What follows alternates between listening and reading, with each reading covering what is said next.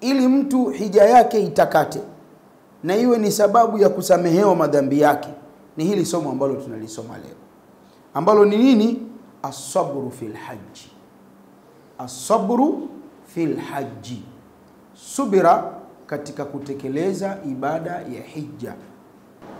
Alhamdulillahi rabbil alamin, wa bihi nasta'inu ala umuri dunya wad din, wassalatu wassalam ala rasulillah Muhammadin sallallahu alayhi wa alihi wa sallam, wa ba'd.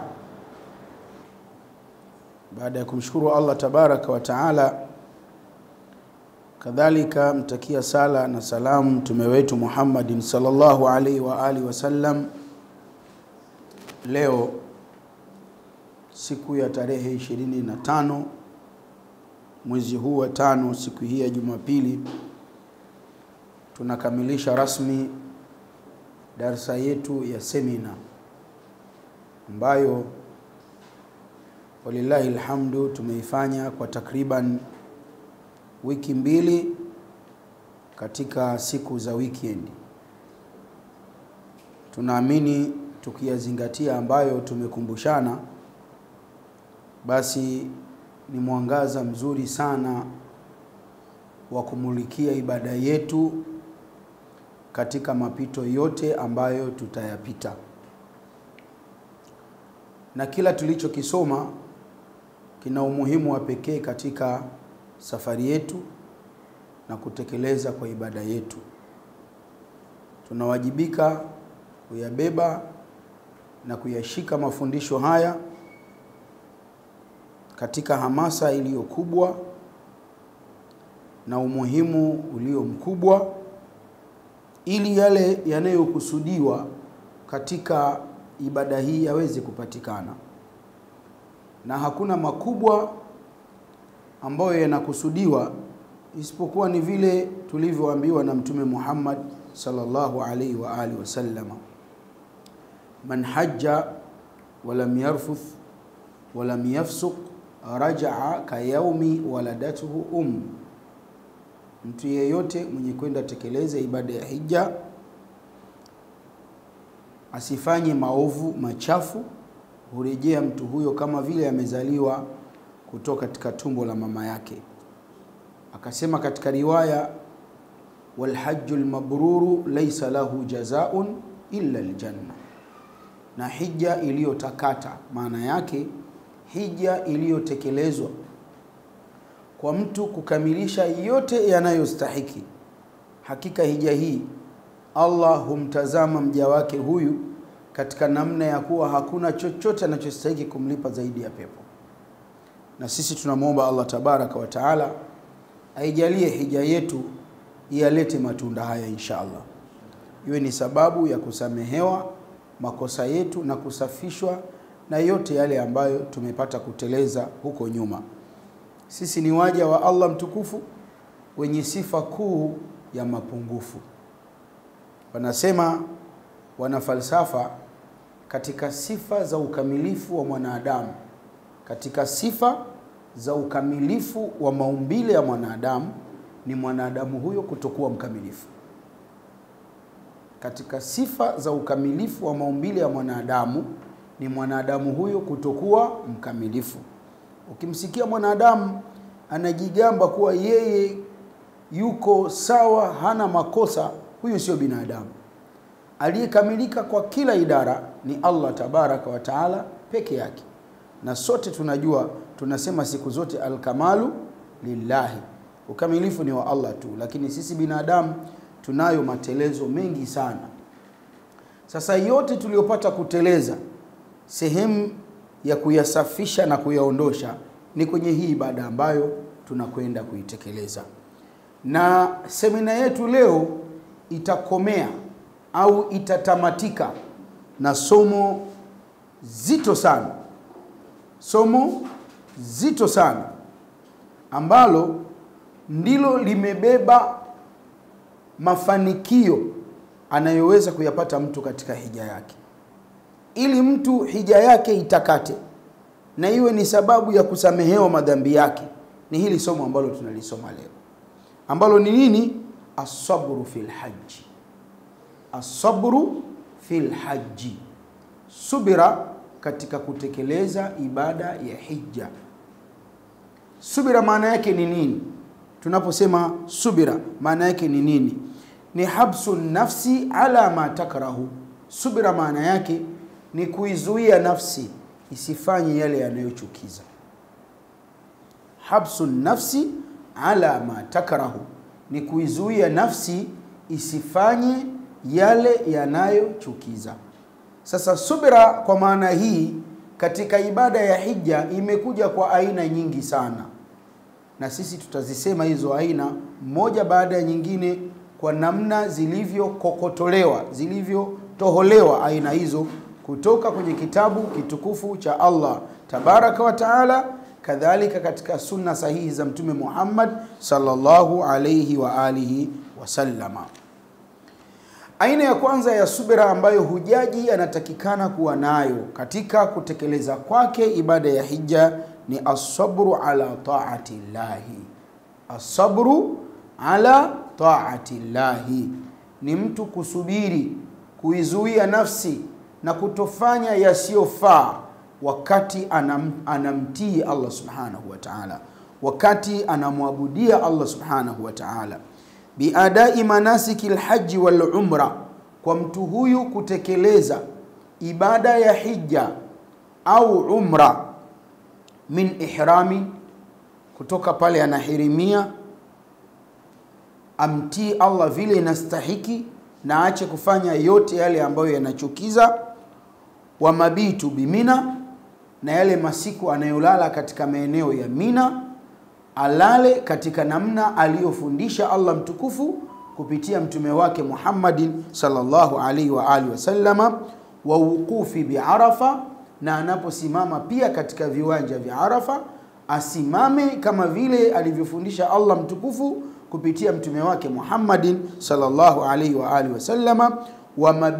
Wa mabitu bi Muzdalifa, na kulala Muzdalifa alale vile alivyofundisha Allah mtukufu pia kupitia mtume sallallahu alaihi wa alihi wasallama. Warama, na kurusha vijiwe. Wa dhabhin, na kuchinja. Wa halqin, na kunyoa. Wa tawafin, na kutufu. Wa sa'i, na kutembea kati ya Safa na Marwa. Wa tahalluli, na kupata uhalali wa kuzitoa ihram katika mwili wake, ambao tumesema ukamilifu wa tahalluli ni mtu kutekeleza mambo mangapi? Matano. Tumesema jambo la kwanza ni nini? Hayo mambo matano. Jambo la kwanza ni nini? Naam? Ili mtu apate tahalluli, apate uhalali sasa wa kuvua ihram, kamaliza ibada yake, anatakiwa afanye mambo matano. La kwanza ni nini? Ni tawafu, sawa, lakini sio ya kwanza.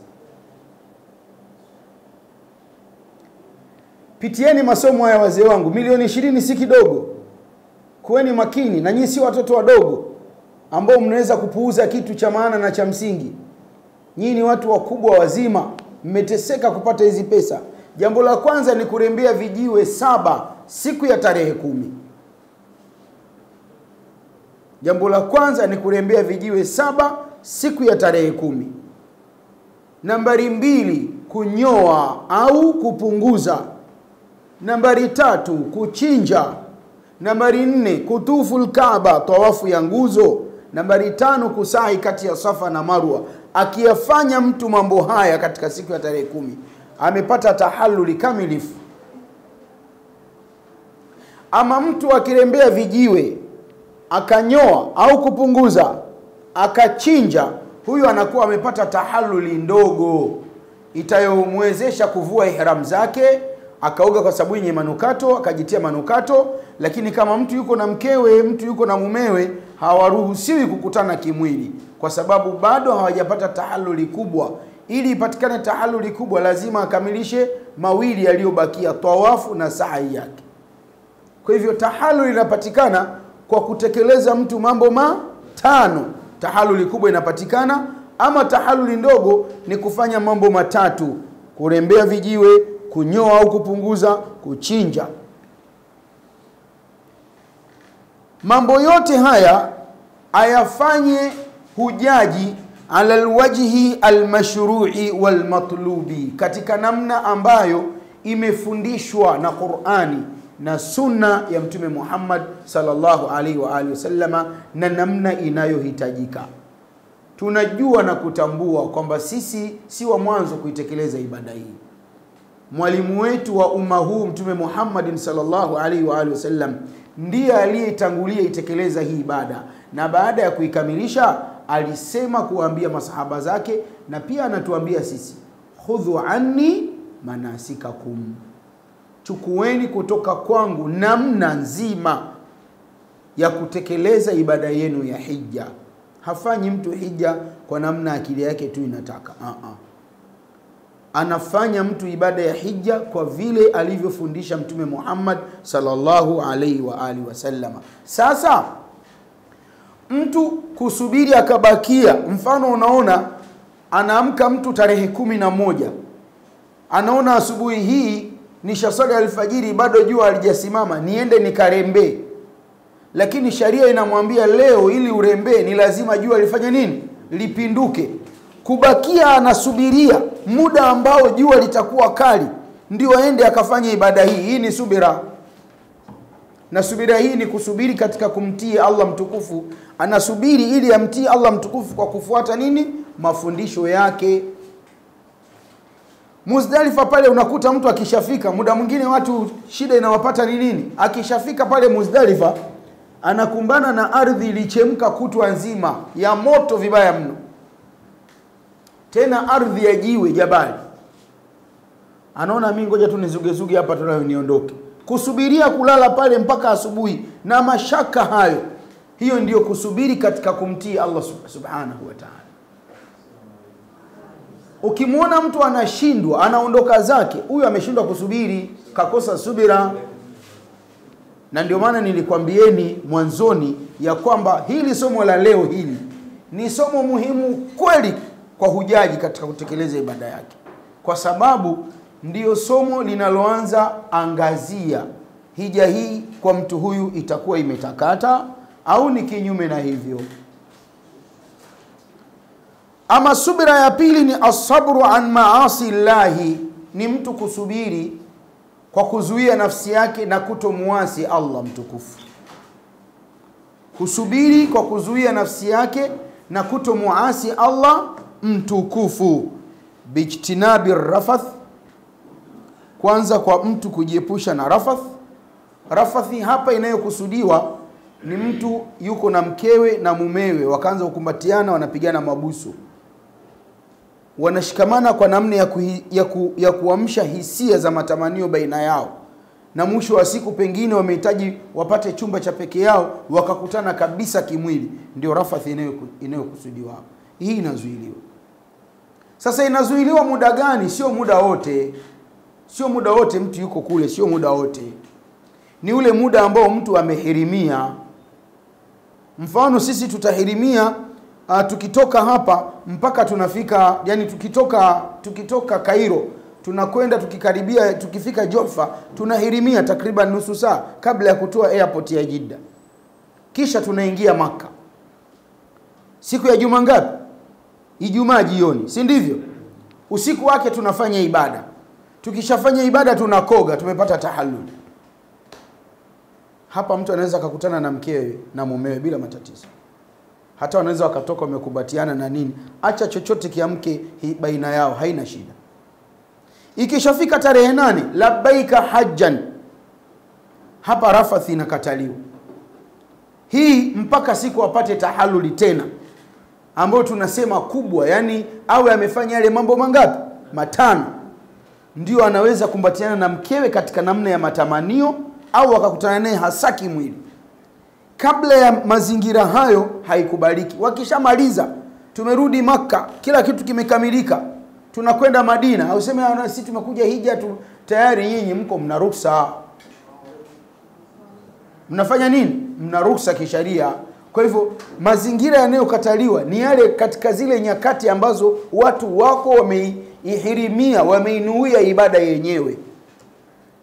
Hii ndio rafathi inayokusudiwa hapo. Kukumbatiana mtu na mkewe na mumewe katika namna ya kuamsha hisia au hasa kukutana kimwili.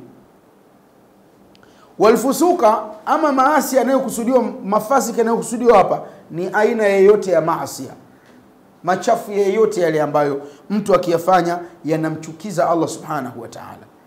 Lakini jambo jingine, waljidal bil batil, majadiliano ya batil, majadiliano ambayo yatatupelekea kugombana.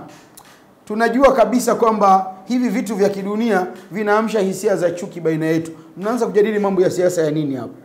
Na nyinyi mko kwenye hija. Siasa ina faida gani na nyinyi? Itakusaidieni ninyi mnajadili habari ya Chadema, habari ya CCM, ACT Wazalendo, CUF na vingine, vinasaidia nini? Ingawa mimi nakwambieni sio kwenye hija peke yake. Sisi Allah mtukufu kaburini wala kesho mwelekea hatotuuliza juu ya demokrasia. Ni vitu vinasikitisha sana. Muislamu wa leo anaweza farakana na Muislamu wenzake kwa sababu ya siasa. Siasa haina nafasi kwa mja. Chenye nafasi ni udugu wetu wa kiimani. Kuna baadhi ya maeneo unakuta watu, yani mtu wa chama hiki hanunui kwa mtu wa chama hiki, hamuuzii, haudumiani naye, halafu hao wote ni Waislamu. Uislamu ulikuja katika sera ambazo ulikuja nazo ni kuwatoa watu kwenye haya magomvi waliokuwa nayo kina Aus na Khazraj, wakarejeshwa kuwa ndugu moja. Sisi tumerudi kule kwa Aus na Khazraj kabla ya miaka 1446 ndio tumerudi kule. Tunafanya dawa, tunatembea. Hii ndani ya nchi yetu ya Tanzania. Iko baadhi ya miji unakuta kabisa mtu muona yule wa chama fulani hatuwezi kwenda kununua kwake, hatuwezi kuamiliana naye, lakini wote ni Waislamu. Uislamu haufundishi hivi kwetu sisi. Haya mambo sisi tunatakiwa tujiepushe nayo. Yanakuja mambo ya mipira pia, ni urahibu mwingine ambao umewasumbua leo mpaka hata mashehe ni marahibu wa mipira. Unaona vitu vya ajabu sana. Yani mtu shekhe, mtu wa dini, halafu anakuwa na muda wa kushabikia mambo ya mipira. Tena mipira yenyewe inatangaza kamari kwa kiasi kikubwa sana. Watu wakaingia kwenye mijadala, mpaka mjadala wa aina yoyote ambao unaamini utakupelekea kugombana na mwenzako, kutofautiana, kuamsha chuki, huu mjadala ni wa batil. Achana nao. Ama kujadiliana katika mambo ya kheri. Jamani, sisi tumekutana hapa alhamdulillah, kuna mazingira ambayo Allah ameyakusudia. Tunawezaje sasa kwenda kufanya harakati za dini tukirejea Tanzania? Mijadala hii is okay, ifanyike. Tunawezaje kukaa alau tukakusanya visenti vyetu tukaenda saidia mayatima, alau tuwe na mayatima 10 tu ambao sisi tunawasimamia, hata wanalelewa huko wanakolelewa, lakini sisi tunasimamia. Mijadala hii haina matatizo. Lakini mijadala ya kuwapelekea watu kugombana, kuamsha chuki baina yao kwenye ibada ya hija, mijadala hii haifai kabisa, na aina mbalimbali za maasi ambayo Allah mtukufu ameyakataza. Mwenyewe Allah anatuambia katika suratu Al-Baqara aya ya 197, Al-Hajju ashhurun ma'lumati. Ibada ya hija ina miezi yake maalum. Na miezi ya ibada ya hija ni mingapi? Mitatu. Hija inaanza mwezi wa Shawwal, alafu inakuja Dhulqaada, huu ambao tuko nao unaenda mwisho, alafu ndio unakuja Dhulhijja. Na Dhulhijja hasa ni yale masiku takribani 13 ya mwanzo. Baada ya hapo maana yake hakuna tena ibada ya hija tena mpaka mwakani. Sasa Allah mwenyewe anasema Al-Hajju ashhurun ma'lumati. Ibada ya hija ina miezi maalum. Unaweza ukajiuliza, hivi kwa nini Allah mtukufu ameeleza kwamba ibada ya hija ina miezi maalum alafu ikaanza Shawwal, Dhulqaada, Dhulhijja? Mbona muda mrefu sana? Ni tayib. Mimi na wewe leo alhamdulillah tuna teknolojia, tunakwea pipa, tunaita pipa, au sio? Mwewe wa kizungu mara moja tu ushaingia. Lakini zamani watu walisafiri kwa mashaka makubwa sana kwenda kutekeleza ibada ya hija. Safari peke yake inachukua mwezi mzima. Safari yenye mashaka makubwa, wako ndani ya bahari, vyombo vyenyewe haviko sawa, mawimbi na kila, mpaka wanafika huko ni tabu. Ndio maana yani akili za watu zikachukua kwamba ibada hii kwa kweli kwa mazingira yake muona pengine ni ibada ambayo ina mashaka kuliko nguzo nyingine zote za Uislamu. Lakini siku hizi mashaka haya yote yameondoka. Haya mashaka yote yameondoka. Siku moja kuna jamaa zetu hapa Tanzania waliamua waende wakafanya ibada ya hija kwa gari. Wakapita safari ndefu sana, wameenda mpaka Sudani sio ya Kusini, wakaenda wakafika wakaingia kwenye maji wakavuka wakatokea Jeddah. Sasa mimi nilikuwa namuuliza mtu katika watu ambao walikuwa kwenye ule msafara kama viongozi, anasema kwa kweli siwezi kurudia. Ilikuwa ni hamasa ya kijazba, lakini siwezi kurudia. Ni sawa na kusema kilanga komo, kwa sababu safari na mashaka. Kuna sehemu nyingine mnapita kwenye nchi zina waasi, mnasimamishwa, yani vitu vinatisha, muona mara gari na kuharibikieni sehemu ambayo hakuna huduma yoyote ile, maporini. Sasa Allah ametusahalishia sisi tunasafiri, lakini sasa hukumu imebakia vile vile, kwa sababu hukumu inalinda mazingira ya hayo ambayo yapo na yatakayokuja, kwamba ni mazingira ya watu kujiandaa nayo.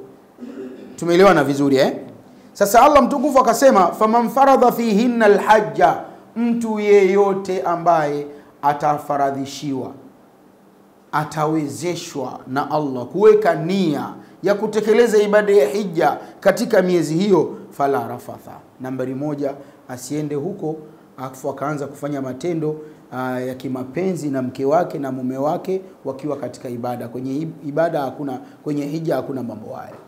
Wala fusuka, wala asiende kufanya machafu, aina yoyote ya machafu, kuteta na kusengenya, kugombana, na hivi vyote havifai. Wala jidala fil haji, wala majadiliano yanayowapelekea watu kugombana. Hayo ndo tunasema majadiliano ya batil, kama wanavyosema ahlul ilmi. Hakuna tena. Allah mtukufu kasema wazi kabisa, wala jidala fil haji. Hakuna kukutana kimwili, hakuna kufanya machafu, maasiya, hakuna kujadilia katika hija. Hakuna ruhusa hiyo. Kwa hivyo mtu awe na subira ya kusubiria kwa kutotenda maasi ya kumuasi Allah subhanahu wa ta'ala. Hii ni subira ya aina ya pili. Ama aina ya tatu ya asubira ni asabru ala mufarakati ahli, ni mtu kusubiri kwa kufarakana, kwa kuachana na familia yake. Tunatofautiana sisi. Kuna watu mashallah tabarakallah, kwa kweli wanakea sana kwa familia zao. Yani mtu mwambie wana njoo tunywe chai hapa tu, anakuambia mimi nyumbani tu. Mimi chakula nyumbani. Yani raha ya kula ili chakula ale ashibe, ale na mkeo, ale na watoto wake. Maana yake huyu ukimwambia asafiri anapata tabu sana. Na miongoni mwa nyakati anazoanza kupata tabu ni ule muda ambao alizoea. Kuna mambo hayafanyi mpaka awe na familia yake. Sasa kule atatakiwa kuyafanya kama binadamu, lakini anayafanya na nani? Familia haipo. Wakati mtu anaondoka na iacha familia yake hivi, nafsi, roho inauma. Avumilie.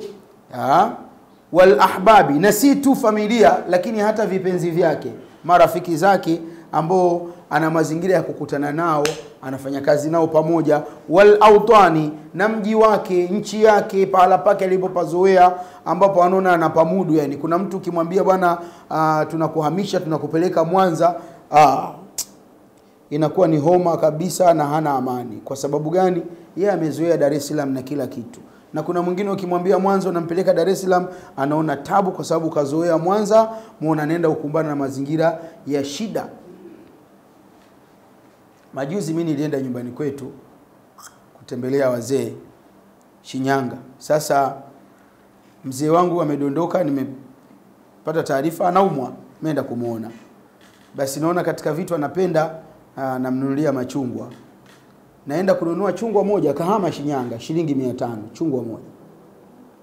Lakini hapa Dar es Salaam mimi chungwa nalipata mpaka shilingi 100. Ukiniambia hamisha maisha yako nikaishi kule, pamoja na kuwa nimezaliwa, sikubali. Na ninapokuwa nafanya safari ya kwenda kule, nafanya tu kwa sababu Allah ameniamrisha kuwa niwe karibu na wazee wangu. Lakini katika namna ya kawaida siwezi kufanya hivi, kwa sababu pana gharama kubwa ya maisha kinyume na ninapoishi mimi. Haya ndio mazingira naenda kukumbana nayo mwanadamu. Unaenda kutumia sehemu ya matumizi ya rial ni shilingi 720 za Kitanzania. Sasa ukishakuwa na mazingira kwamba chai kikombe kimoja riale 2, eti riale 2 kwa pesa yetu ya Kitanzania bei gani? Hautokunywa chai, utapata tabu sana. Haya ndio matatizo, mazingira ya shida ambayo mtu anaenda kuyaingia anatakiwa awe na subira naye. Tunaelewana vizuri Tayib. Lakini haya yote mtu anayasubiria kwa ajili ya kutafuta malipo kutoka kwa Allah subhanahu wa ta'ala, na wala si kinyume na hivyo, na anayafanya haya pia ili aweze kusimamisha utaji wa Allah subhanahu wa ta'ala. Na kwa hakika mtekelezaji wa ibada ya hija, miongoni mwa mambo makubwa au kazi kubwa anazozifanya ni kuthibitisha na kusimamisha kumtaja Allah, kama ambavyo mwenyewe Allah mtukufu anasema katika suratul Baqara aya ya 200, fa idha qadaytum manasikakum, mtapomaliza kutekeleza ibada yenu, fadhkurullaha kadhikrikum abaakum, mtajeni sana Allah kama vile mnavyo wakumbuka kuwataja wazazi wenu. Bali Allah anasema au ashadda dhikra, au mtajeni Allah zaidi na zaidi kuliko hata mnavyowataja wazazi wenu. Na ndio unaona kwamba ile tarehe kuanzia tarehe 10 ile zinakuja dhikri za moja kwa moja. Yaani tukitembea vichochoroni, kwenye barabara, wapi, kwenye mikusanyiko, baada ya sala ni dhikri mpaka inafika tarehe 13 Dhulhijja. Ikizama jua kuingia 14 ndio ile dhikri inafanya nini? Inakufa. Haya ni maneno ya Allah subhanahu wa ta'ala ambayo anatuambia katika aya hii. Aina nyingine ya subira ni as-sabru ala takalifi al-umrati wal-haji, ni mtu kusubiri katika kuzimudu, kuzitekeleza gharama za ibada ya hija na umra. Ibada ya umra Peace Travel inasafirisha watu kwa 3,900,000 za Kitanzania. Tena hapa tunasigana sisi viongozi, tunaona hii pesa bado ni ndogo. Kwa nini bado ni ndogo? Kwa sababu kuna huduma tunatamani ziongezeke ili watu wazipate huduma hizo. Viongozi wengine wanasema bora tuziache, tufanye kiasi kidogo cha pesa. Ndio 3,900,000. Ibada ya hija inakwenda takriban 20,000,000. Hii ni hela nyingi sana. Unafikiria nazitoa hizi pesa kwa safari ya tarehe 29 mpaka tarehe 17 nimerudi, pesa 20,000,000 imekwisha. Hii 20,000,000 nikifanya calculation ya wakati nilioitafuta, pengine nimeitafuta kwa miaka 10. Ina maana ili nije niipate tena hii 20,000,000 miaka 10 mingine ijayo. Na wakati huo mimi sasa hivi na miaka 60 na miaka 65, miaka 70, na nguvu za kufanya kazi sina, na hao wenye ajira zao hawanitaki pia. Washaniambia nenda kapumzike nyumbani. Inahitaji subira sana, na ndio maana tunasema mtu akitoa pesa zake, huyu ni mtu ana imani sana. Tuna watu wengi ambao wana vipato vikubwa sana na wana pesa nyingi sana, hawajakuwa na fikra hata siku moja, hata kidogo, ya kwenda kutekeleza ibada. Anakuambia bado na spendi maisha. Kama vile anadhamana na Allah mtukufu kwamba ataendelea kuishi mpaka ule muda atakaotaka yeye kutekeleza ibada. Sasa hii ni kusubiri kwa kubeba gharama. Mtu anatoa pesa zake ambazo amezitumia jasho kwa kipindi kirefu sana. Anasema fa ajru an-nafaqa la yadhi'u inda al-karimi, malipo ya hichi ambacho umekitoa hayapotei mbele ya Allah mtukufu. Allah ni mkarimu sana, hayapotei. Wala usihisi hasara kwenye nafsi yako, wala usihisi maumivu kwamba nikitazama kwenye akiba yangu tayari imeshapungua kwa kiasi kikubwa sana. Usiumie kwa hivyo. Kwa nini usiumie? Kwa sababu Mtume Muhammad sallallahu alayhi wa alihi wasallama alisema kumwambia mama Aisha, alipokuwa mama huyu amemaliza kutekeleza umra yake, akamwambia inna laki min al-ajri ala qadri nasabaki, kwamba Aisha, wewe una malipo kwa Allah mtukufu kwa ibada yako hii kwa kiasi cha tabu ulizozipata. Una malipo kwa Allah, na sio tabu peke yake, wanafqatak, na gharama ulizozitoa kutekeleza ibada hii, una malipo kwa Allah subhanahu wa ta'ala. Na akasema Allah mtukufu katika surati 7 aya 39, wama anfaqtum min shay'in fahuwa yakhlifu, na chochote mlichokitoa kwa ajili yetu, kwa ajili ya Allah mtukufu, Allah ukizidisha. Wama anfaqtum min shay'in, na chochote mlichokitoa kwa ajili yetu sisi katika kutuabudia, fahuwa yakhlifu, yani hicho Allah ukizidisha, wa huwa khairur raziqin, na yeye Allah ndiye mbora wa wagavi wa riziki. Tunamuomba Allah subhanahu wa ta'ala ayathibitishe malipo ya kile mlichokitoa katika mizani ya mema yenu, na iwe ni sababu ya kuzidishiwa pia katika riziki zenu inshallah. Jambo la tano au subira aina ya tano ni asabru ala taibi albadaniya. Ni mtu kusubiri katika tabu zinazopatikana kwenye mwili. Kwenye mazingira mazima ya safari, muda mwingine unaambiwa weka foleni pale. Utaanza tu, ukishaenda ukifika airport, jamaa watakwambia watu wa Egypt ya kwamba bado hatujafungua kaunta, kasubiri kule. Utaenda utakaa utasubiri. Wakati wewe hadhi yako sio ya kusubirishwa vile. Wewe ni hadhi yako, pengine watu ndio huwa wanakaa kwenye mabenchi wanakusubiria wewe. Sasa wewe unasubirishwa. Alafu kimaliza unakuja, wanakuambia mnakuja, pangeni foleni mstari. Hamwezi kuja kaunta wote. Tena umewekewa kama mstari kabisa, umecholewa hapa mwisho. Msivuke hapa. Yaani ukivuka hapa ni mtu mmoja tu anakuja anahudumiwa, aondoke ndio aje mwingine. Ukitoka pale utafika sehemu utakuta mtu tena anakuambia bwana, leta pasipoti yako na leta boarding pass yako akague kama kweli wewe una uhalali wa kusafiri. Ukishatoka pale utaenda immigration, ukifika unaambiwa weka foleni hapo. Upange foleni yani. Hata kama kuna watu wangapi utasubiria hapo mpaka na wewe ugongee upite. Ukifika unaenda sehemu ya security, tunaambiwa vua na viatu vyako. Na mikanda yako toa, kila kitu toa. Hizi zote ni tabu. Si kwa mwanadamu furaha. Halafu unasafiri kwa tabu, ukishafika unaenda kuyakuta kule yale yale ambayo umeyakuta hapa. Mpaka unafika yani hotelini kwako Maka, mwili wenyewe ushaoza tayari. Ushachoka tayari. Jiandae na hayo, nasubiria yaone ya kawaida. Kwa nini? Kwa sababu unaenda kutafuta dodoki la utakaso. Hauwezi ukaipata pepo. Hakuna kitu kizuri kinapatikana ila baada ya mtu kupitia tabu nzito sana. Huwezi ukaipata pepo hivi hivi. Wazee wangu, ingekuwa pepo tu inapatikana kwa mtu kukaa na hivi, kwani ilikuwa sababu gani Mtume sallallahu alaihi wa alihi wasallam naye atoke aende akapigane jihadi mpaka meno ya mbele yanatoka kwenye mapambano? Si angekaa tu. Angekaa tu, alafu kila kitu kingekuja. Lakini unapoitafuta pepo lazima upambane. Na kwenye kupambana lazima uvumilie. Ukivumilia ndio malipo yanakuja yaliyo mazuri sana. Akasema Mtume sallallahu alaihi wa alihi wasallama, alhajju jihadu kullu dhaifin. Yani hija ni jihadi ya kila mtu aliye dhaifu. Mazingira ya utekelezaji wake ni mazingira ya tabu sana. Unaona unaenda Muzdalifa unaambiwa unalala chini.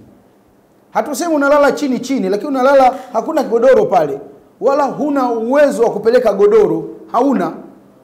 Utatandika tu. Sasa hivi wanakuwa wanatandika mabusati, lakini mabusati yenyewe pia utakuta watu washaya kanyaga, wengine sio wastaarabu. Yeye ishachafuka, imejaa vumbi. Inabidi kamswala kako kingine ndio utandike hapo. Unamkuta mtu ni tajiri mkubwa Tanzania hii au popote pale duniani, amelala juu ya boksi pale Muzdalifa. Juu ya boksi. Hii ni tabu ya kimwili. Ni lazima uivumilie, uisubirie ili malipo yapate kuthibiti kwa Allah subhanahu wa ta'ala. Aina nyingine ya subira ya sita ni as-sabru ala dhiya'i. Muda mwingine panapatikana kupoteza mtu vitu. Panapatikana kupoteza vitu. Mwaka juzi tumeenda hija. Mimi niko na mwenyekiti wetu, tunakwenda muasasa, yani ofisi ambayo inatusimamia kwenda kupangilia taratibu na nini.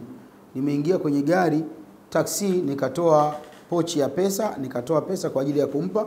Ile pochi nikasahau kuirejesha mfukoni, nikawa nimekaa nayo hapa kwenye mapaja. Tumefika sisi tunashushwa, nimenyanyuka ikadondoka pale. Ina kila kitu changu ndani. Inakaribia dola 3,800 za Kitanzania. Inakaribia riali 2,000 na za Kisaudi. Na ilikuwa ina pesa pia za Kitanzania. Ina kadi zangu, vitambulisho vyangu, kila kitu kimo mle ndani. Driver taxi kwa sababu alitupotushusha, yani angekuwa ni muungwana angeweza kuniletea. Na sio kuniletea mimi, angerudisha pale, akifikisha pale ofisini kwa sababu kuna vitambulisho vyangu, wangenipata kwa sababu kila kitu chetu kiko pale, passport zote ziko pale. Nikapoteza, sikupata. Wasafiri wenzangu niko nao, Wakati tunatafuta baadhi yao zikawafikia taarifa wakachanga pesa wakanipa, na mimi nikaamua nikope pesa kwa ndugu yangu mmoja ili ninunulie familia zawadi dola 1500. Nikanunua zawadi. Tumeenda Madina. Siku tunaondoka naenda kufuatilia mimi namna ya safari mabasi. Naambia wenzangu fuatilieni mizigo, simamieni mizigo vizuri. Begi langu moja likapotea. Lina vitu vyenye thamani ya milioni 2.7. Sijaliona mpaka kesho. Tena nawaambia jamani, nahisi begi langu kwenye gari halimo. Abana limo. Muona acha ukorofi, wewe limo. Twende. Tunafika airport, mizigo yote imeshushwa, begi langu halipo. Watu wameshaanza kucheki, nikachukua taksi mimi kurudi mpaka hotelini. Tafuta, angalia kwenye kamera hamna kitu. Wananiambia zimebaki dakika 15 tu counter inafungwa. Narudi tena airport. Lazima kusubiri, hamna namna nyingine. Ingawa asilimia takriban ya 85 vitu vinavyopotezwa Maka vinapatikana. 85. Watu wanaokota, wanapeleka zile sehemu za vitu vilivyopotea, anaweka pale, mtu anafuatilia, nenda anapata. Lakini asilimia 15 wako watu si wema. Akiokota anaondoka nacho. Sasa lazima Muislamu ajiandae na haya. Ikiwa yatatokezea, awe ni mwenye kusubiri. Anapokuwa amepotelewa mali yake, au pengine mtu yuko na ndugu, kuna muda mwingine mnasafiri, mtu yuko na mzee wake, babu yake, anapotea siku 3 haonekani, inakuwa ni tabu, watu watakula na kila kitu. Mtume sallallahu alaihi wa alihi wasallama ametufundisha sisi kupitia Abdullah ibn Umar ibn al-Khattabi. Alikuwa yeye inapotokezea akapoteza kitu, anachukua udhu, anaswali raka ngapi? Raka 2. Alafu pale kwenye tashahudi ya mwisho anamuomba Allah subhanahu wa ta'ala kwa kusema Allahumma radda dhala, ewe Allah naomba ukirejeshe ulichokipoteza. Hadi ad-dalala, tena wewe Allah ni muongozaji wa yule ambaye amepotea. Tahdi min ad-dalala, unawaongoza watu kutokana na kupotea. Rudda alayya dhallati, naomba unirejeshe kile ambacho kimenipotea. Biqudratika wa sultanika, kwa uwezo wako na utawala wako. Fa inna min fadlika wa ataika, kwa sababu hicho kilichopotea nilikipata kwa fadhila zako na toleo lako la kunipa mimi. Abdullah ibn Umar Abdul Khattabi anasema ukiaomba maneno haya kama kitu kimekupotea, biidhnillahil karim kitarudi. Na hii ni dua ambayo nitaiandika kwa mkono, nitakupeni ni faida katika maisha yetu inshallah. Ama aina ya 7 ya subira ni as-sabru ala jami'il mashakili allati tusibu al-haji, ni kuvumilia mashakili yote ambayo yanampata hujaji. Wadhālika bil iltijai ila Allah, na hakuna namna njema ya kusubiria juu ya mashakili yote ila ni kujirejesha kwa Allah. Unajirejesha kwa njia gani? Kwa dua na dhikri. Na Mtume sallallahu alaihi wa alihi wasallama katika dhikri alizotufundisha tunapopatwa na mazito na mashaka kwenye mambo yetu, Mtume anasema man ta'ara minal layli, mtu yeyote ambaye amepata na mazito akaamua kuamka usiku, faqala, akasema la ilaha illa Allah wahdahu la sharika la, kwamba hapana mola hapaswi kuabudiwa kwa haki isipokuwa Allah mmoja wa pekee asiye na mshirika, lahul mulku wa lahul hamdu, kwake yeye Allah kuna ufalme na kwake yeye Allah kuna sifa njema, wa huwa ala kulli shay'in qadir, na yeye juu ya kila kitu ni muweza. Subhanallah walhamdulillah wa la ilaha illa Allah wallahu akbar wa la hawla wa la quwwata illa billah Allahumma ighfirli. Inakuwa ni sababu ya mtu huyo kufanyiwa wepesi mazito yote ambayo yuko nayo. Na hii pia dua nitaiandika kwenye karatasi, mtakuwa nayo katika faida za maisha yetu ya kila siku. Inakuwa ni sababu ya Allah subhanahu wa ta'ala kumfanyia wepesi kila zito ambalo yeye yuko nalo. Bali Mtume akasema alhujjaju walumaru wafdullah, yani mahujaji na watekelezaji wa ibada ya umra, hawa ni wageni wa Allah mtukufu. Da'ahum fa ajabu, Allah amewaita na wao wamekubali kumuitika. Wasaaluhu fa atahum, na wao wakimuomba Allah mtukufu na Allah anawapa kile ambacho anakitaka. Kwa hivyo pale unapokuwa na mashakili ya aina yoyote, wewe muombe tu Allah. na kila kitu kitafunguka. Ama aina ya 8 ya subira ni kusubiri pia katika masaib kwa kukithirisha kufanya ibada ya sala. Kwa kukithirisha kufanya ibada ya sala. Na haya anatuambia Allah mtukufu katika suratul Baqara aya 45, wasta'inu bis-sabri was-salah, na saidianeni katika kusubiri kwa kuswali, wa innaha lakabiratun illa 'alal khashiin, hakika hili ni kubwa sana muona kwa wale ambao wanamhofu Allah subhanahu wa ta'ala. Na hata Mtume sallallahu alaihi wa alihi wasallam akipatwa na mashakil alikuwa anamwambia Bilal, yani ya Bilal arihna bis-salah, tupoze na swala. Kama muda wa swala umefika, kim swala tuswali, adhini muone ili tupate kwenda kuswali, iwe ni sababu ya kupata uwepesi wa mazito ambayo sisi tuko nayo. Mzee wangu, jua natambua yeyote yanayompata mwanadamu katika maradhi, katika tabu za kuishi kwake kwenye hii dunia au maudhi ya aina yoyote, hayo yanakuja ili kumfutisha mtu makosa yake. Na kwa kweli ibada ina mitihani sana. Lakini mitihani hii tunaposoma Qur'ani na Sunna ndio tunaamini kwa inadondokea kwenye hii, ili mtu asafishwe makosa mengi aliyoyafanya. Lazima Allah amjaribu kumpa taabu na misukosuko, kwa sababu watu wanasafiri. Kuna watu wanasafiri wanaenda China, wanaenda Dubai, wanaenda wapi kutembea, safari nyepesi sana, hazina vikingamizi, hakuna mambo ya kwanza kuikana semina na kila hamna vyote.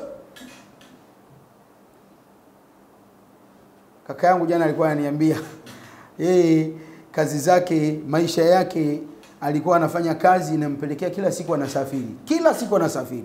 Yani yeye ni mtu wa kusafiri. Lakini anakuambia katika shida na tabu ambayo nimeipata tangu nimeweka nia hii safari, yani moyo wangu wenyewe hauna amani.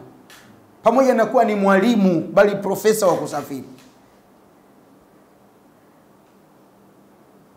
Ni kwa nini? Kwa sababu hii ni safari inayoenda kumsafisha mtu na makosa yake. Lazima hivi vitu vinakuwepo.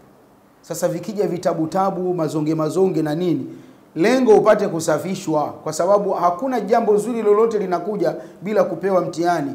Walishindwa kusubiri masahaba mpaka wanamwambia Mtume, mata nasrullah, ni lini itafika nusura ya Allah ewe Mtume wa Allah? Na Allah mtukufu akasema, ahasiba nasu an yutraku an yaqulu amanna wa hum la yuftanun, wanafikiria watu wanadhania kwa kusema kwao tu tumeamini wataachwa bila kupewa mitihani. Walaqad fatanna alladhina min qablihim fala ya'lamanna Allahu alladhina sadaqu wala ya'lamanna alkadhibin. Allah anasema tuliwapiga mitihani waliokuwa kabla yao, alafu tukajua wa kweli ni kina nani na waongo kina nani. Mitihani lazima iwepo. Na hata jana nilikuwa namwambia mzee wangu kwamba kwenye safari zetu hizi mitihani ipo, ila sisi tunaikataa mitihani ya makusudi. Hii tunaikataa. Mitihani ya makusudi vipi? Mimi Peace Travel na kuchukua na kuambia bwana na kuweka hoteli karibu sana na haram, alafu ukifika na kupeleka kilomita 8. Sasa hii ni mitihani ya makusudi. Kisha baada hapo unajua wewe ni hujaji, wewe vumilia tu. Mambo haya hapa. Hii mambo hapana. Huu ni uhuni huu. Huu ni uhuni. Umelipa dola zako 6,800. Halafu unafika unakuwa unasubiria tu, asubuhi unapewa kimkate kimoja na kikombe cha chai ndio unakunywa. Maana hata wanafunzi wa boarding hanywi hivi. Halafu unakuambia subiria. Hii mambo ya kihuni haya. Tunafika mchana tunakuja tunaleta kateki away, kapilao. Ima na robo au nusu kuku au biriani, ndio chakula hiki tu. Siku zote unakula hivi tu. Haiwezekani. Umelipa 6,800 yote ya nini? Hii ni uhuni. Haya mazingira kuyasubiria ni kazi. Haya lazima tuseme. Lazima tuseme tu. Tunaweza tukatofautiana katika njia za kusema, lakini kusema lazima tuseme. Lakini unakuta mambo yamekwenda. Sasa kuna vitu vingine, mfano mahujaji, hakuna taasisi ambayo ina authority yenyewe ya kujitafutia gari, hamna. Sote tunawajibika kulipia serikalini. Tofauti na kwenye umra, yani mimi ukiniambia, mimi mwenyewe tu ndo namwambia agent wetu nataka kesho na ziara ya kwenda sehemu fulani na safari ya kwenda sehemu fulani, nataka basi muda fulani. Yule agent lazima niletee basi muda ule. No discussion. Lakini kwenye hija sisi tunawajibika kwamba malipo tunalipa, ndo zile dola 1880 tunalipa wizarani, serikali yenyewe ndio itatuletea basi. Sasa muda mwingine mnaambiwa basi itafika labda saa 9 usiku, alafu basi inakuja kufika saa 3 asubuhi. Hapa ni kusubiri tu, hakuna namna nyingine, kwa sababu yani uwezo wetu sisi kwenye hili haupo. Yule ambaye yuko na yale mabasi ndio mazingira hayo. Inawezekana pia naye hakukusudia kufanya makusudi, mazingira yamekwenda yamepelekea hali ile. Kwa hivyo kwake yeye ni mtihani, na kwangu mimi natahiniwa na Allah subhanahu wa ta'ala. Kwenye mazingira ya namna hii tunasema hii ni sahihi kusubiri, kwa sababu hata ukisema ni mlaumu huyu mtu hahusiki na hili jambo. Tunakwenda Mina, tunaanza kusubiria gari za kutoka Mina kwenda Arafati, muda mwingine zinachelewa, ingawaje haya mambo alhamdulillah sasa hivi wameyarekebisha kwa kiasi kikubwa sana, lakini inatokezea hivyo. Tunasema kwamba hakuna namna, wao ndio wanatawalia, kwa sababu Mina haingizi mtu gari, lazima ile gari imepewa tasrihi, yani imepewa kibali cha kuingia Mina. Na ile gari ikipewa kibali cha kuingia Mina inapewa namba, na namba inayopewa inaambiwa kwamba kwa namba hii utapita barabara namba hii. Haruhusiwi kupita kwenye barabara ambayo si namba yake. Akipita anazuiliwa na askari. Pamoja na kuwa yuko Mina, lakini atapita kwenye namba ambayo amepangiwa kupita na si kinyume na hivi. Hii ni nidhamu ambayo ameiweka, ambayo alhamdulillah imesahalisha sana, kwa sababu miaka ya zamani, kama kuna mtu aliwahi kuhiji miaka 20 iliyopita, ilikuwa tunapoanza kutoka Mina kwenda Arafati, kwa kweli homa zinapanda mpaka mnakula panado. Ile hali ya hofu, sasa itakuwaje magari, ndo muda mwingine kipindi hicho wengine una bado tunafanya hata mazoezi ya karate, unaamua ngoja nichape mwendo tu, acha nitembee kwa miguu. Unaanza kushawishi kundi la watu wako, muona una watu 50, unajua mimi humu ndani na watu 40 ambao alhamdulillah wanaweza kutembea, ambia twendeni. Bana wewe baki na hao wazee, utakuja nao na gari. Muda mtakokuja mimi nachapa mwendo na hao. Utapanda gari wewe, sehemu ya kutumia dakika 15 unatumia masaa 9. Ilishawahi kutokezea safari moja, sisi tumetoka Arafa kuja Muzdalifa, yani mpaka tunafika Muzdalifa ni alfajiri.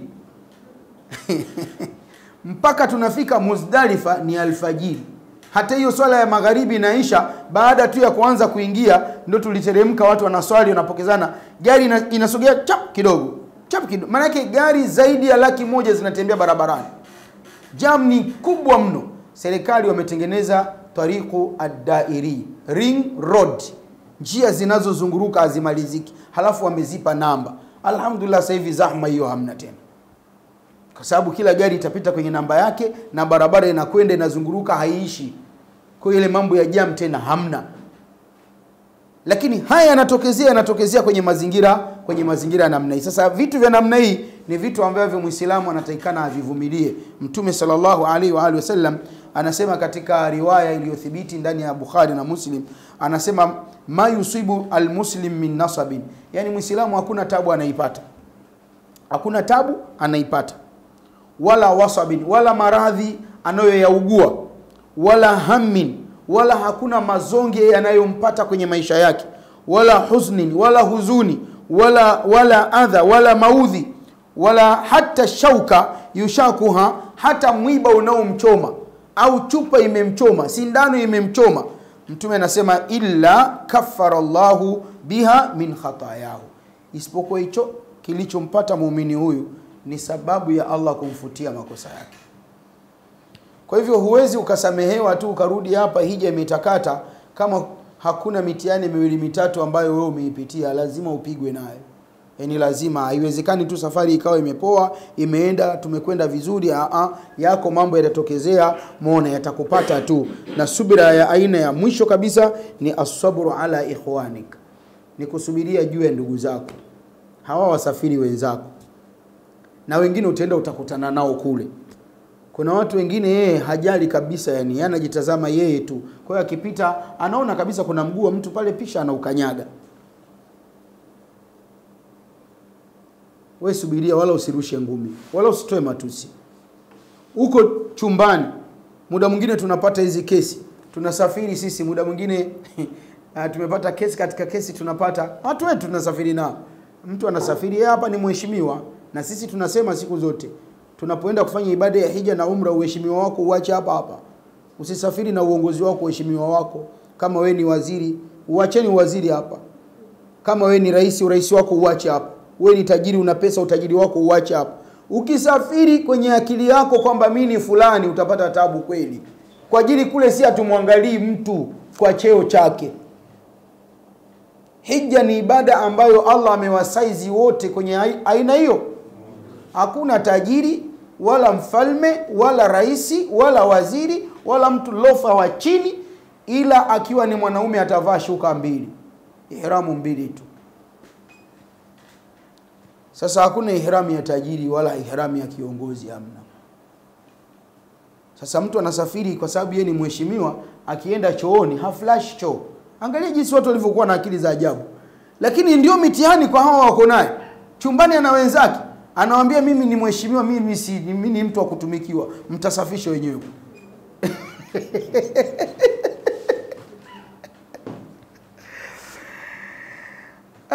Anakunywa chai, anaweza akaacha kwenye meza hapo, akatoka kuoga, anajifuta maji, atupia tu taulo kwenye kitanda cha mwenzake. Akiambia bwana wewe mimi mheshimiwa.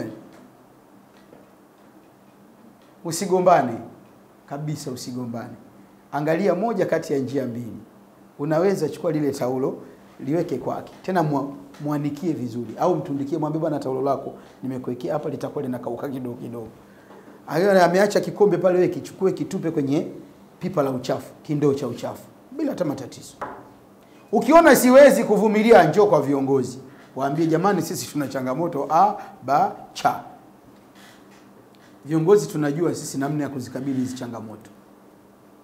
Muda mwingine utakaa kwenye chumba na vijana wetu wa sasa hivi, yeye anataka magazeti, taarifa zote za habari za asubuhi anaenda kusikilizia chooni. Na wewe umri wako maskini ya Mungu, yani huvumilii salio likishajaa, unataka tu ende ukalipunguze. Sasa kijana anakaa chooni saa nzima, unagonga mpaka mwisho yupo kulieni. Vumilia tu. Kuna mzee mmoja anamkongoja, ukataka kumchapa kijana, na kijana naye kakosa sumu, anamwambia sikiliza mzee, wewe umelipa na mimi nimelipa. Sawa, wewe ni kama baba yangu, lakini hapa hatujaja mtu na baba yake. Hapa tumekuja kutekeleza ibada. Kesi zinatuijia sisi. Tunasubiriana. Ni kusubiriana tu. Mkiwa chumbani mnaweza mkasema bana sisi tuko wanne, wewe tutakufanya kiongozi wetu mchumbani. Kwa hivyo wewe ndio utakuwa unaturatibia mambo yote ya humu chumbani. Namuona mtu gani mwepesi, anambia bana sisi tunakupa jukumu, wewe ndio utakuwa unatuamsha. Wewe ndio utakuwa unapanga safari zetu za kwenda haram na kurudi, leo tunatekeleza ibada gani na nini, wewe ndio utatupangia. Mtaenda vizuri sana. Mtaenda vizuri sana. Tunasubiri juu ya ndugu zetu. Kuna watu wengine akilala hajijui, anakoroma vibaya mno, kama kijana asiye na adabu katoboa exhaust ya pikipiki yake, anapita nayo kariako hivyo. Usinune, huyu mtu hajui kama yana koroma maskini. Muda mwingine ukimwambia atakataa kabisa. Zikiisha hizi siku basi utarudi wewe, utaendelea kulala bila kumsikia mtu anayekoroma, na yeye kule atakuwa amekaa kwenye mazingira. Vumilia tu. Vumilia, hakuna namna nyingine. Au ndio hivyo, unalala kwenye chumba, mwingine hapati usingizi paka azime taa, na wewe unataka taa. Kubalianeni. Kubalianeni. Mwingine hataki kabisa AC. Na unakuta ni joto. Tunaishije sasa? Hatufungue madirisha. Tunafunguaje madirisha? Nje kuna fukuto na mavumbi chungu zima yanaingia. Na njiwa sasa, ukishafungua njiwa nao wanaona mna sisi tunatakiwa tuishi. Halafu mtihani hawa njiwa tusiwabugudhi kwa lolote lile. Tunafanyaje? Kaeni chini mkubaliane kuto kukubaliana. Kubalianeni kukubaliana. Wewe utaki AC, mimi nataka AC. Tunachokifanya sasa, hatuweki ile ya kumhifadhi samaki, lakini pia hatuizui kabisa isiwepo. Tuweke alau ya kati. Tusitesane bwana.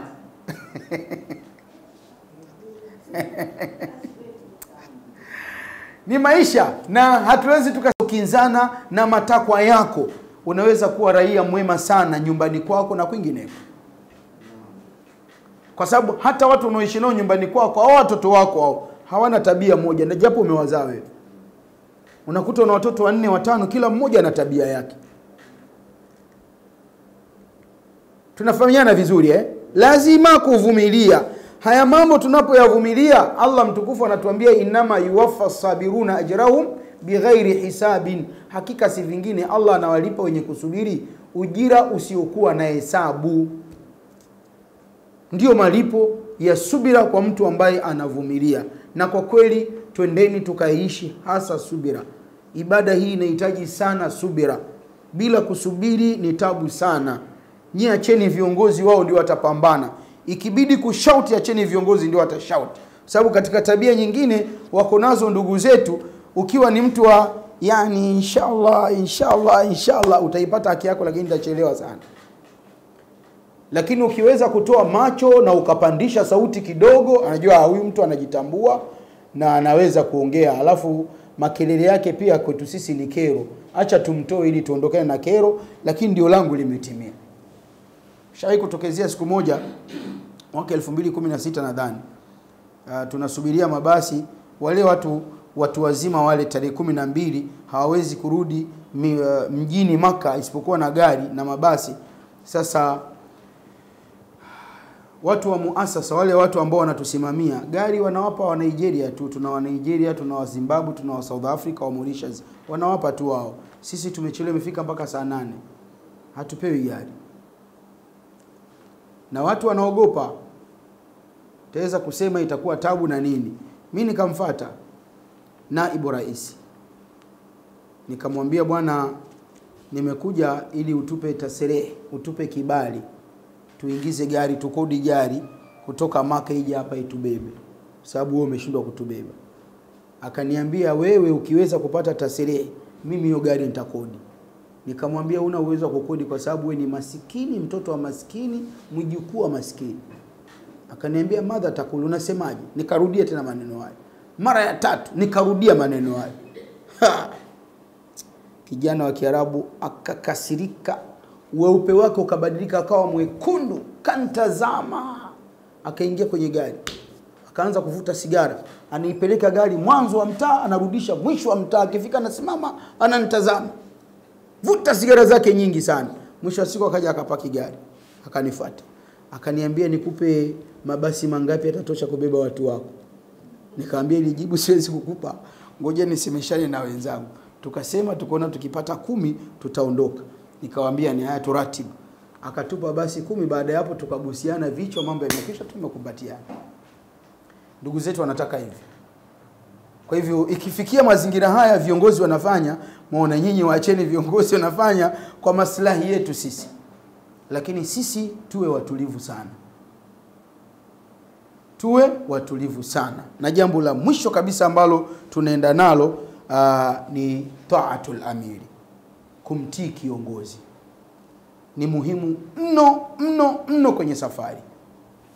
Mtume sallallahu alaihi wa alihi wasallam katika riwaya iliyothibiti ndani ya Sunan wa Abu Daud anasema, idha kharaja 3 fi safari, wakitoka watu 3 tu kwenye safari, falyu'ammaru ahadahum, mmoja wao wamfanye kuwa ni kiongozi. Na sisi kwenye msafara wetu mpaka tunarudi hapa, kiongozi wetu sisi tunamfanya Sheikh Juma Rajabu Ikusi. Yeye ndiye anakuwa amiri wetu wa safari. Pamoja na kuwa kwenye utendaji tunatenda, lakini chochote tunakiripoti kwake, na yeye atasema basi hapa tufanye hivi, tunatoa taarifa kwa mahujaji wetu. Kwa hivyo lazima tuwe chini ya kumtii kiongozi ili kupata urahisi na uwepesi wa safari yetu, kwa sababu ndio maamrisho ya Mtume Muhammad sallallahu alaihi wa alihi wasallama. Na ahlul ilmi, kwa maana ya wanawazuoni wote, wanasema kumuasi kiongozi kwenye safari ni jambo linalomuingiza mtu kwenye dhambi.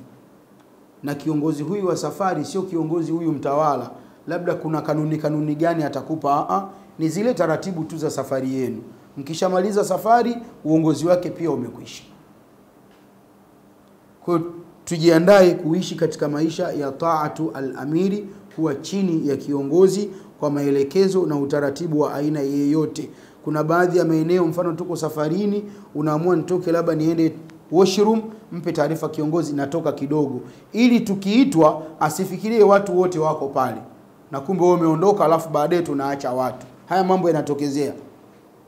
Mpe taarifa kiongozi, kiongozi anajua. Kwa hivyo hata mkiitwa anajua watu wangu 2 3 hapa hawapo na wameenda pahala fulani, ataweza kuwafuatilia.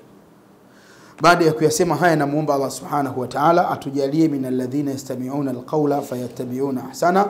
Twendeni tukaisome ibada ya hija katika siku 2-3 zilizobakia, lakini pia tukamuombe Allah atulee na atupambe na kusubiri ili yale matunda yanayo tarajiwa katika ibada hii yapate kuwa ni yenye kupatikana inshallah.